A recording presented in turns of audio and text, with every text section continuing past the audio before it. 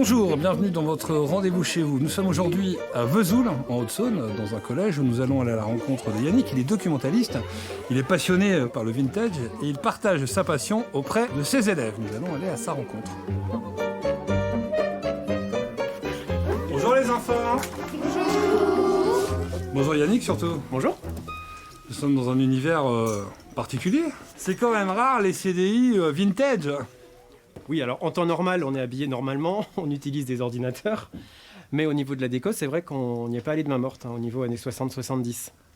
Alors, c'est votre passion à vous, que vous partagez à vos élèves. Elle a commencé quand, votre collection ? Il y a une vingtaine d'années à peu près. Ouais. J'ai déjà commencé par des petites choses, des petits éléments de mercerie, des sacs plastiques également que j'ai récupérés dans des greniers ou chez des copains-copines.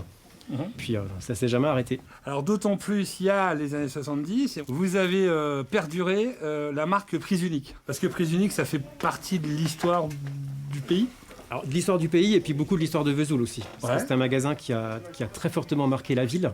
C'était la première, on va dire, grande surface qui est arrivée en 66. Et ça a beaucoup marqué les esprits. Et c'est vrai que du coup, ça nous tenait à cœur de faire durer un petit peu la symbolique de la marque. Et comment vous réussissez à transmettre l'histoire de Prise Unique, l'histoire du vintage à vos élèves ?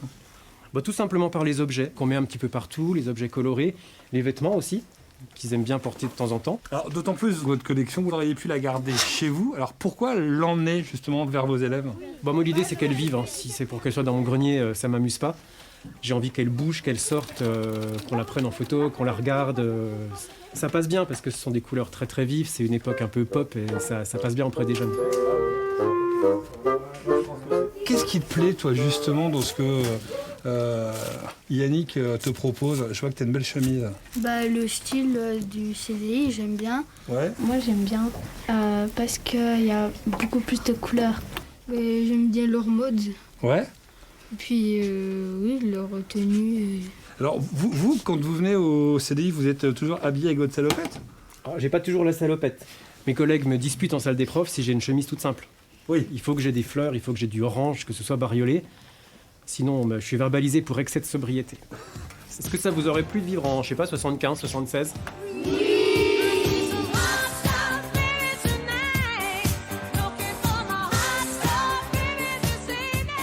Après cette belle rencontre avec l'univers vintage, maintenant nous allons aller à la découverte d'un autre personnage de Vesoul. C'est le roi du rap, il s'appelle Pierre-Hugues José. Alors Pierre-Hugues José, avant tout, c'est ça. 1, 2, 3 bédos, l'enfant dormira bien vite. Et ça. C'est trop bien pour l'emploi, j'ai de la thune et je bosse même pas. Allez, on va le rencontrer. Tout le monde me connaît, si je n'y Pierre-Hugues José. je touche le... Comment ça va le sang? Tranquille. D'accord, Ouais, donc, c'est ce qu'on fait sur Vesoul.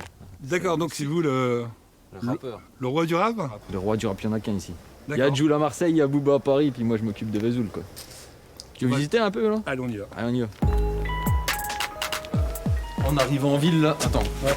Ah, j'ai mis ma chemise colorée là. Ouais. C'est vu qu'on va en ville, j'aime préfère Mettre la chemise. Hein. Vous êtes très beau. Allons-y alors.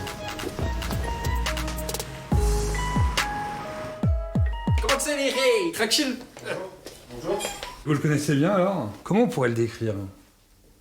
Unique, Ouais. dans sa bulle, dans sa personne, dans Pierre-Hugues José. C'est son truc, il est pas comme les autres. Et vous, c'est Internet où vous connaissez ? Internet, ouais. Ouais. J'ai ouvert il y a 1 an et je recherchais un peu des personnes influentes sur Vesoul, sur Instagram. Je suis tombé sur lui, il était à 8000. Il y a un an. Waouh. Bon, eh ben, on va en boîte ? On va en boîte. Allez, on y va. Allez, go. Vous le connaissez depuis longtemps ? Oui. C'est du rap marrant. Je sais pas trop si on peut qualifier ça de rap, mais oui, c'est drôle. Merci. Merci. Avant tout, Pierre-Hugues José. Qui êtes-vous, Pierre-Hugues José ? Ouais, je suis un petit peu de l'Est. J'ai grandi à Vesoul. Vous avez fait quoi comme étude, vous ? J'ai fait des études de physique fondamentale. Oh là, c'est quoi ça ? Informatique, c'est des sciences dures, pas molles. Les sciences molles, c'est autre chose. Là, c'est des sciences dures.